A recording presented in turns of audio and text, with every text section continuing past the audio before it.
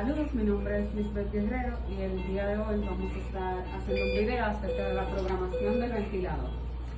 En primer lugar, debemos saber si el paciente al que vamos a conectar al ventilador es de manera invasiva o no invasiva, porque de esto va a depender entonces el tipo de programación que le vamos a hacer al ventilador. Otra cosa que debemos verificar es que el ventilador esté conectado a la fuente de oxígeno y esté conectado a la corriente. ¿Por qué debemos ver si está conectado al oxígeno? Porque el ventilador podría estar funcionando, nosotros lo podemos programar y realmente el paciente no estaría recibiendo oxígeno si no está conectado a la fuente. Debe estar conectado a la corriente también porque el ventilador tiene batería. Entonces, si no está conectado a la corriente, nosotros podríamos empezar a utilizarlo y él se descargaría a mitad del procedimiento. Una vez que verifiquemos que esté conectado a las fuentes, pues deberíamos entonces armar todo el ventilador. En este caso ya está armado porque está conectado a un paciente. Tendríamos que conectar entonces las narinas, tendríamos que conectar entonces las mangueras.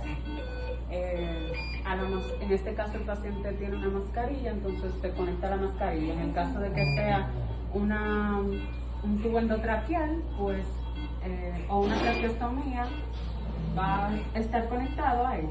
Entonces, estas son las narinas, este es el monitor, esta es el humidificador, estas son las mangueras corrugadas por las que tiene que pasar el aire. Son corrugadas porque las secreciones se van a quedar acumuladas en esas arrugas que debemos calibrarlo. En este caso no lo voy a calibrar porque lo están usando, pero el ventilador tiene un modo donde uno le da a calibrar y la calibración significa que él va a hacer un sondeo de todo el programa, de todas las variables.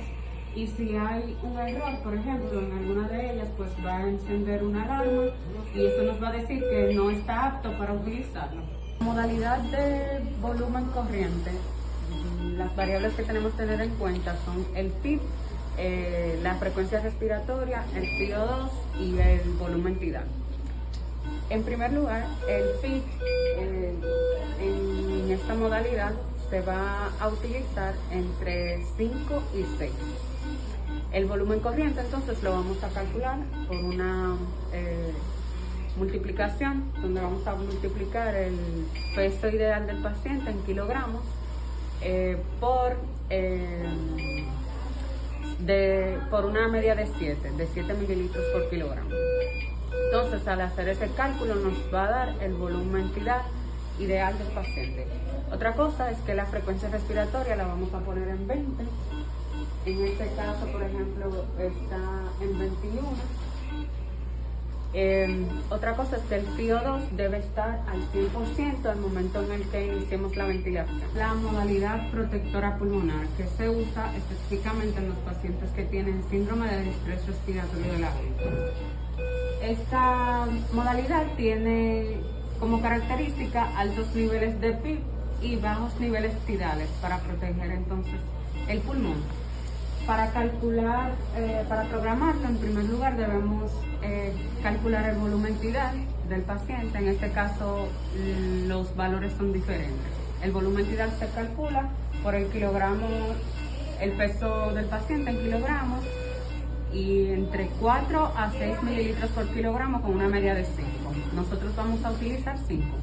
Entonces multiplicamos, por ejemplo, en este caso del paciente serían 80 aproximadamente, 80 por 5 nos va a dar el volumen corriente tidal del paciente. Entonces el PIP, como mencioné, se va a utilizar en un valor alto. Si el PIP es mayor de 8, entonces es considerado como un PIP alto. Y en esta modalidad lo vamos a utilizar en 8.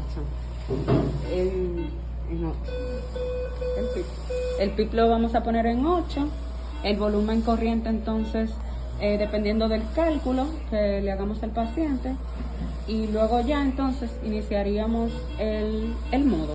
Ya por último entonces la modalidad no invasiva, que es el caso de nuestro paciente.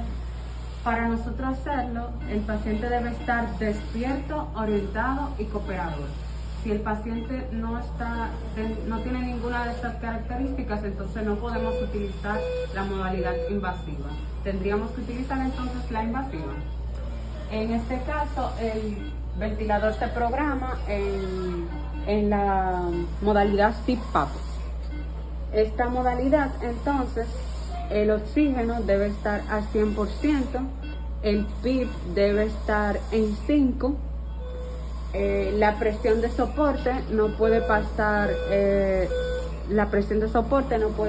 de 8, y